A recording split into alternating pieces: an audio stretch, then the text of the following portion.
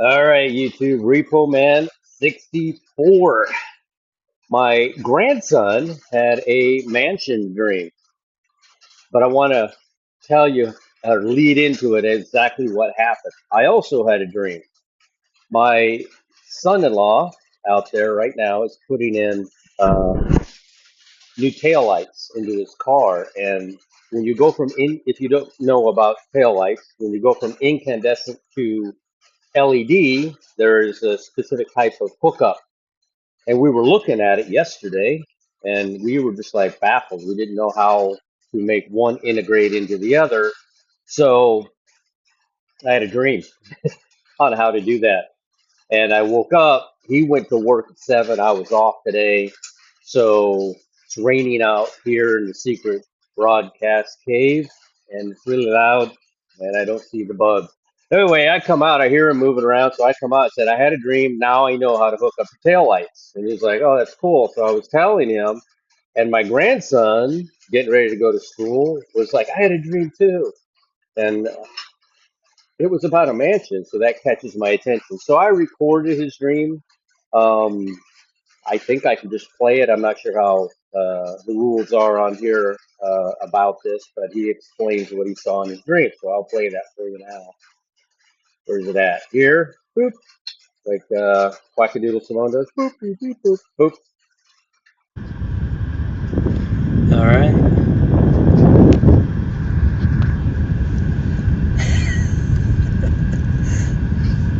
Being recorded. No, no, you have to not click the button. I've already clicked the button. So, you ready to go get some Cajun peanuts? Yes. Can we go to the gas station then those people's? No, I don't want to go to those people. They're too expensive, and I didn't like the way they made it. The gas station makes it better. So, I want to go back over your dream from this morning. Yeah. Tell me about your dream. Why? You had to rush to school, so I didn't get the whole story. So, in the dream, you're older than you are now? Yeah. Like, how old are you? 20. Oh, that's cool. And I want the biggest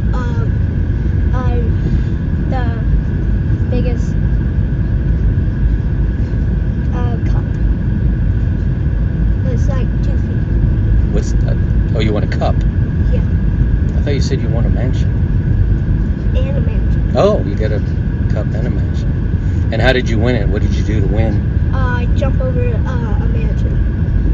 How did you jump over it? Superman? You snowboarded? Snowboarded over a mansion. So there was snow there. Mm-hmm. It was winter. And it was winter. And it was a competition. Yeah. So everybody that wanted to win the mansion, there's like a lot of mansions, and like we told the construction site to build the mansions right next to each other's, and we jumped. We're supposed to jump the highest out, and I went 40 feet. Oh, that's cool. And so you won the mansion because you jumped over a mansion on a snowboard. You're 12 years older, so you're 20. And what's in your mansion? What does your mansion look like? I have 10 bedrooms. No way, 10. And 8 closets. So you have 2 bedrooms with no closets. Weird? No, I had 10 bedrooms and 8 closets. Okay. And my kitchen was big, and it looked bigger in the inside than the outside. Oh, did it? So was the mansion look bigger inside than it did outside? Yeah. Cool. And I had my secret runway, and I had Blue Angels. Oh, that's right. You told me you had airplanes. Yeah. And so when I jumped over the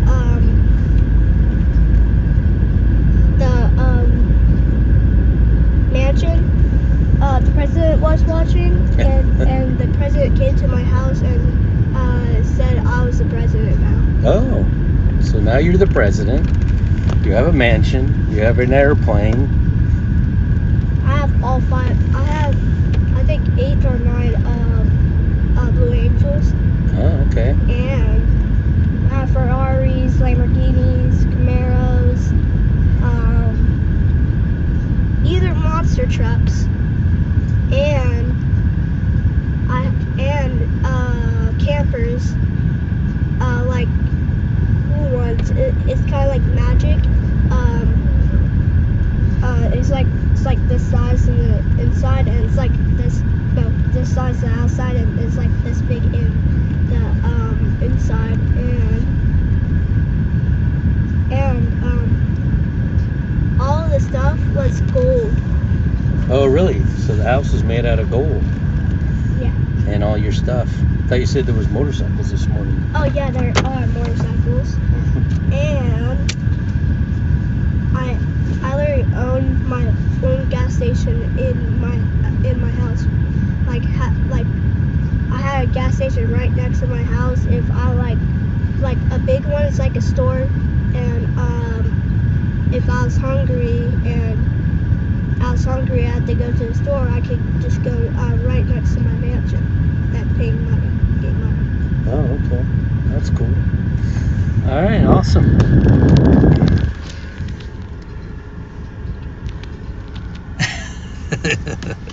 Grandson's rapture dream, mansion dream.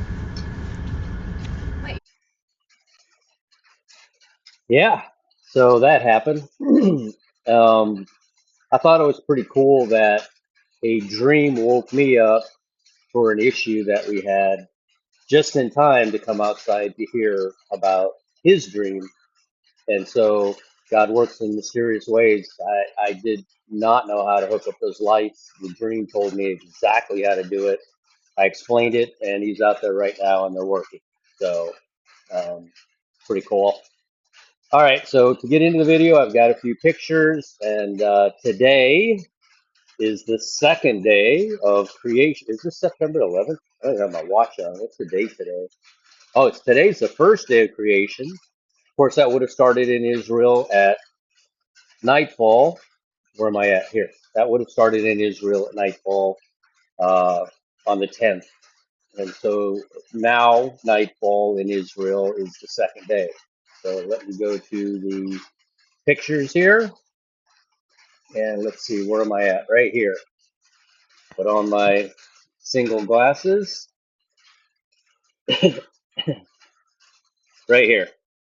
Today is September the 11th here in the United States. It's already September the 12th in Israel and many other countries. It's the second day of creation. On the second day of creation, God created the firmament.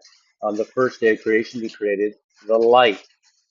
And then on the third day of creation, He created dry ground. And as I built this timeline based on a 6 days you shall work and seventh day you shall rest, 52 weeks, 364 days, I noticed that there are no events. Any event I did find, like the Last Supper, we know that happened at nightfall because He was the Passover lamb. So He had to have eaten that meal at nightfall. And we go on down, and there just are no events aside from day 3 of creation, the day 3 of creation when He created dry ground. No events that took place. So it really was incredible when I put this together that no events would happen on Friday, the day God created man, and on um, Tuesday, the day God created dry ground. We call it Friday and Tuesday. It was the third day and the sixth day. So as we go through this week of creation, we have high hopes that the rapture will occur. I believe it could occur at any moment. And I think it must occur. I've been saying this for months now. I'm not setting a rapture date, just doing, pulling verses in the Bible. And they all seem to be pointing towards the Feast of Trumpets, which always happens on September the 15th on an Enochian calendar that starts the year, like Enoch said, on the day of equal parts, like Jesus said, "Are there not 12 hours in the day?" I believe Jesus was quoting Enoch when he said that, just like a lot of quotes, a lot of gospels are quoting the book of Enoch uh, and the book of Jasher and stuff like that. The Bible does indicate that, there are history books that we can read. So here we are. Day 5, creation, trumpets. That's what's coming up on September the 15th. That begins at nightfall on the day God created time. This is the day God created time on Elul 31, September the 14th. That sunset will become September the 15th. That'll be a very interesting day to watch as we go through this week of creation. So let me go on to the pictures. Oh, I put in a lot of plugs in the last video. I wanted to keep doing that. I Heart Yeshua.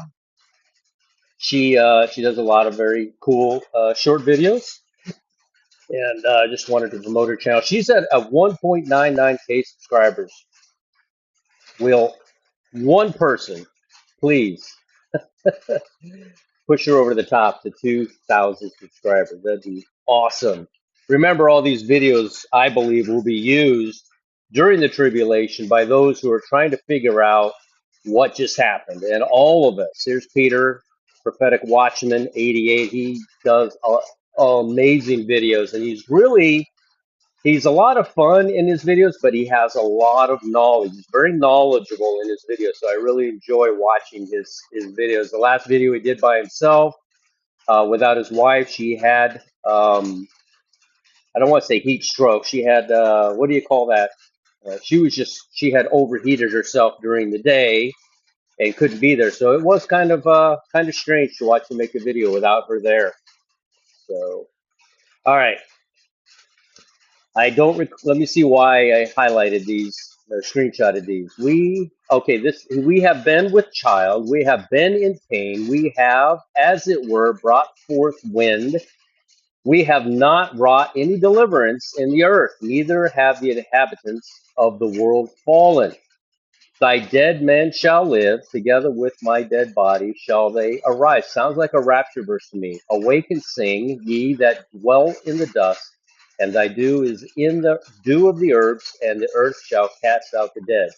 Come, my people, enter into thy chambers, and shut thy doors about thee. Hide thyself as it were for a little moment, until the indignation overpass. This is a rapture verse, and it's telling the bride that they will be hidden away and until that 7 years is up when we return with Jesus.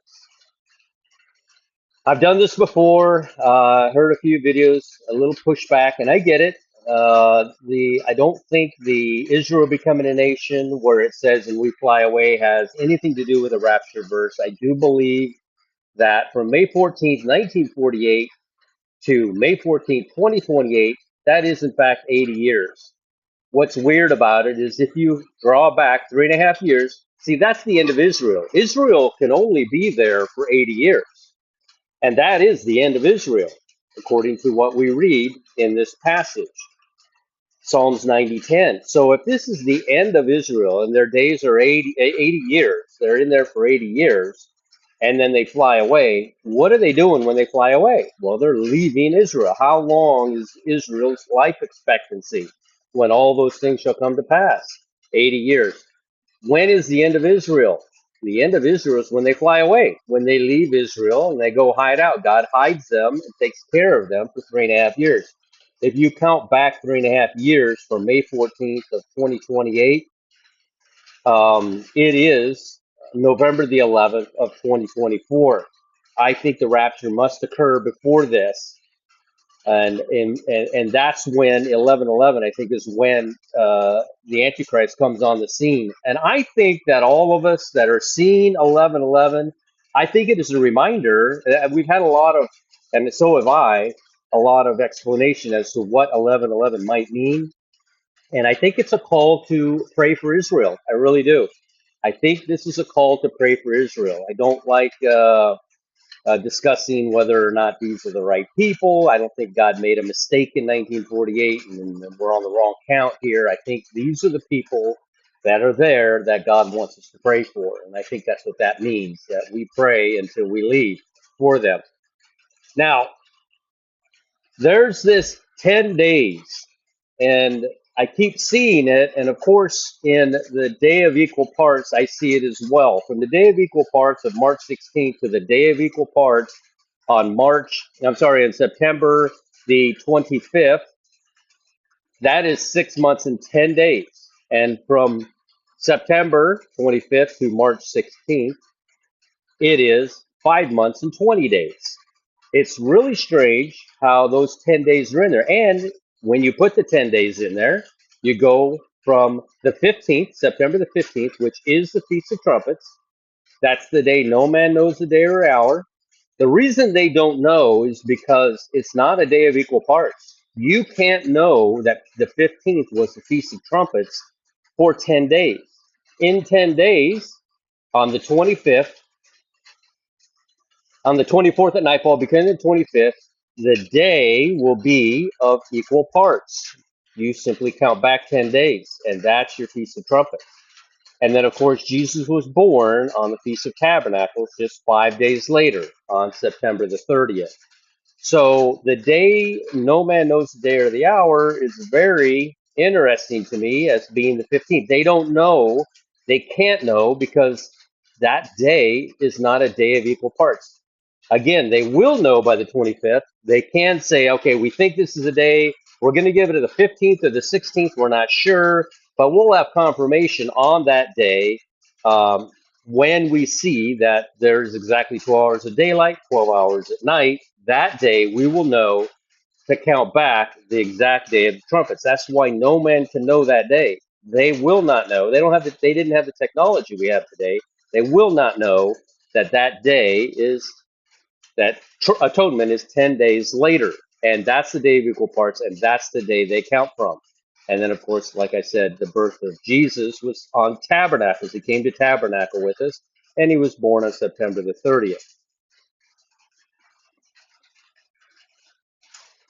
This date, Rosh Hashanah, we know. The day of equal parts, March the 16th, we know because that is the day of equal parts.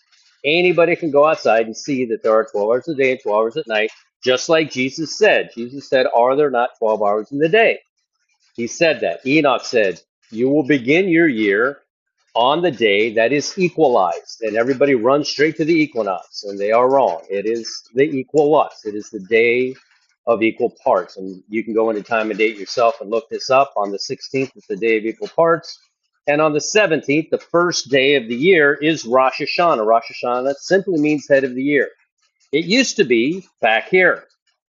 It used to be back here on September. Now, September the 20, it was actually on the 15th, but something happened during the flood where everything was reversed. September the 15th used to be the day. That one's hard to explain, but September the 15th used to be the day of equal parts until after the flood, and then March the 16th became the day of equal parts. And if you look at the timeline, you'll see that. Let me do this real quick just to show you what I'm talking about. If September, let me see if I can remember this.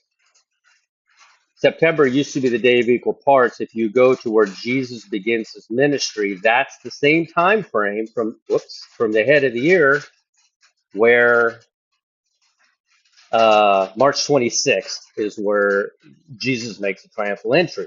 So you can see that 10 days later, he makes his triumphant entry from the head of the year. So it matches, it overlaps. You have a 6-foot overlap as we go through this process. All right, so where am I at? Here. Did you know that Laban, and I'm sure most of you do, Laban is Rebekah's brother. Rebekah is Laban's sister. Laban had 2 children, Rachel and Leah. And Rebekah had 2 children, Isaac and Esau. Did I say that right? Jacob and Esau. I'm sorry. Jacob and Esau had two children, Jacob and Esau. So when Jacob leaves, because he deceived his father, he got the blessing.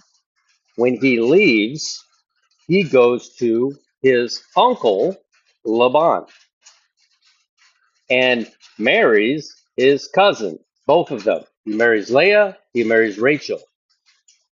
What you looking for? I gave him my last pair of pliers. Cameron took it out there. I haven't seen him bring it back. So it's out there. I don't have needle nose. I used to.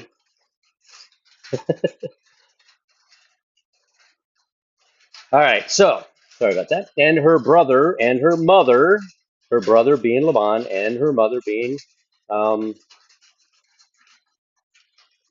was that Rebecca? I think so. And let the damsel abide with us a few days, at least 10. Why 10 days? Because the head of the year started on March 16th, and those 10 days represent bringing us to the Day of Atonement. And what happens when they ask Rebecca? Right, Rebecca is the brother. Sorry about that. Rebecca is the sister of Laban. So when they ask Rebecca, what does she say? Now, I'll go now. We're all asked this question. We're all asked, do you want to go now or do you want to stay? And a lot of people will say, no, I'd rather stay here. I love this world and I love the stuff I have. I'd rather stay here. But not Rebecca. She left. So I thought that was pretty interesting. So Isaac, the son of, no, I'm going to get all confused. Isaac marries Rebecca, his cousin. No. Jacob marries Rachel and Leah, his cousin. Rebecca is the sister of Laban. My apologies. I'm trying to work this out in my head as well. So you have these cousins getting married is what you have. There we go. So Rachel and Leah are the children of Laban. And Rebecca is the brother of Laban. And Rebecca is is the sister of Laban. And Rebecca has two children, and their names are Jacob and Esau. So you see how that worked out right there. Jacob wound up with both of them, and Esau wound up with the world, I guess. That'll be the picture I put up. I don't know why. We're getting a lot of earthquakes, a whole bunch of them. Keep watching California. Something, waves and seas might start roaring any moment. Saying, when will the new moon? Now that means new month, not moon. And if you go look at the translation, it'll say Chodesh. Chodesh simply is not the translation for moon. Yarich or Selene would be, but not Chodesh. When will the new moon be gone, that we may sell corn, and the Sabbath, that we may set for wheat, making the ephah small and the shekel great, and falsifying the balances by deceit? They're asking when we're going to be gone. When are we going to be gone? They know that we're going to leave before the new moon or the new month, and we're going to leave before the Sabbath. So when is that? When is before the Sabbath? When is before the new moon? Well, here's the Sabbath. It's Saturday. And when is the new month? The new month is here. That is before the new moon, the new month. I keep saying moon, the new month, and the Sabbath right there. So it's very interesting that that is spoken like that, and that it almost looks like we have to leave before the new month because they want us gone so that they can be deceitful and sell things. That passage is total deception. They want to sell stuff and be deceitful, that we may buy the poor for silver and the needy for a pair of shoes, yea, and sell the refuse of the wheat. So they'll sell even not even the good part of the wheat. So as you can see that this is not a Amos 8:5 that a lot of people are quoting. It is a rapture verse because this is what will happen during the tribulation. Well, the prices of everything are going to go through the roof. They're going to be just ripping off everything and stealing everything they can. So none of this is good for us, and we won't be here. Cameron must have brought it back in. All right, so last video I showed you guys a bunch of people that I am subscribed to, and there's over 200. So this is just the first page. And what I wanted to show you was I got a lot of comments going, you don't have the bell lit for anybody. I'm telling you, the bell doesn't work. I don't like the bell up for anybody. I think that is a thing for YouTube to use against you, because look at all the blue dots. That tells me that they made a video, a brand new video, and that I should go there and look. And if I continued, this is a picture, but if I had continued to scroll down, it gets to a point where there are no blue dots next to anybody. And so they didn't make a new video. If you put that bell, I would suggest everybody remove the bells, because when you put that bell on there, then that's their excuse not to notify you. I don't have any bells lit.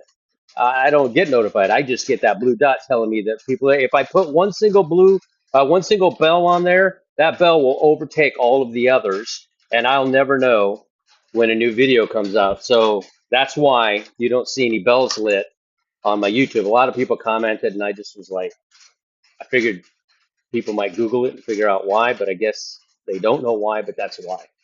I don't think it helps. I think it actually hinders, and that's what causes small channels to stay small, is because you're lighting up that bell, and that to me would indicate the only people that it's sharing that video with is not the world out there in general, which is where we want to reach. I think what it's doing is only alerting people who are subscribed to that channel.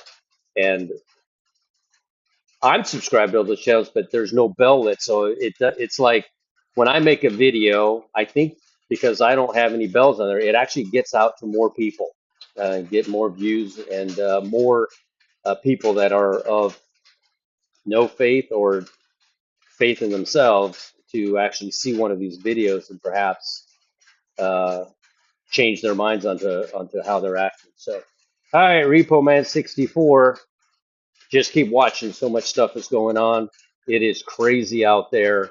We are in the week of creation right now, working our way towards the Feast of Trumpets on September the 15th. And for me personally, I've always put the timeline out there, but I've never said you have to believe in my timeline. That's just irresponsible to say that.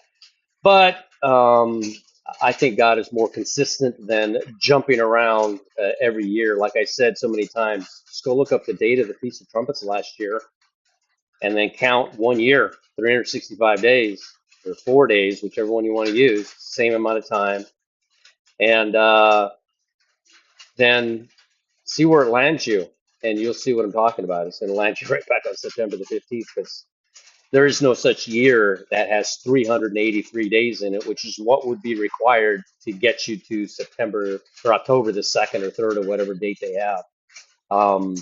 There are things that are going on, and I think that these calendars are a huge part of the deception. And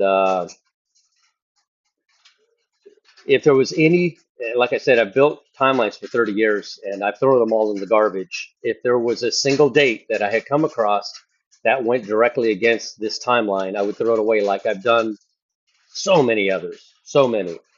And because they didn't work, I said, well, that doesn't fit. You can't use that. And everything works with this timeline. So I think that Feast of Trumpets is on September the 15th. I think it's always on September the 15th, just like your birthday is on the same date every year. I think Jesus was born on September the 30th. And if you count back 280 days, it lands on Christmas Day. I don't think God allowed us to celebrate Jesus' birthday on the wrong day. And what do the Jews view your birthday as? Notice in my grandson's dream, all the prophetic numbers that come out. He was 20. I don't even know where he come up with that number, but he was 20. And what's the age of accountability that we see? 20. And at what age are you when you're born? You're 9 months old. You're not a newborn. You're actually 9 months old. And my daughter actually does that with my youngest grandson, who's now 8 months old. She says that he's, 17 months old. Yeah, 17 months old because she counts when he was conceived 9 months earlier. And so it's a lot of stuff to think about. A lot of stuff is being revealed here in these last moments. Just keep your eyes up. Go to a quiet place by yourself. Nobody needs to know, and you don't need to tell anybody except the Lord in your heart. We are running out of time. We don't need to worry about legalism and you know ways to do things. We're not to be judged in those kind of things. We are the bride. We are chosen above all, and we will be in heaven here very shortly. And somebody said, "You said we're going to be like Christ." Yeah, we're going to be exactly like him. We are going to be the bride of Christ, which means we are going to have all authority just like he does. He is giving, you don't know what he did on the cross. If you make that kind of a statement, oh, we're just going to be these lowly people bowing down, we're going to be like Christ. You understand? And you know what that comes with? That comes with a huge responsibility. And that's why, and I said, you're here in a testing ground, you're honing your skills and you're gaining a certain skill set when you get there. And somebody said, God doesn't need you. No, he doesn't. He didn't need to do any of this stuff. He didn't need to do any of this, but he did. And he said it in the Bible that we will be like him and that we were created in his image. And we are going to go there and rule and reign alongside him, with him. He's the head, but we won't make any mistakes. We're not going to do it wrong. We're going to know. Why? Because we learned this skill set here and we're taking it with us. When you get to heaven, you're not a robot. You're not going to forget what kind of personality you have. If you're impatient, you're going to be impatient there. Not in a bad way, in a good way. Um, all your sins will be forgotten. So you won't remember your sins, but you won't forget that they exist. And you'll have 1,000 years in the millennium to guide those people the best you can and help them through that millennium. So, all right, like, comment, share, and subscribe. Do not hit that notification bell. Something's wrong with that bell, man. I'm telling you, it calls you out. And I think that's why I see a lot of these YouTube channels saying the same thing I'm saying, but they're getting knocked off the air, and I'm kind of flying under the radar. And I think that's how you do it. Get rid of those bells. All right, we'll chat with you all again if we're still here.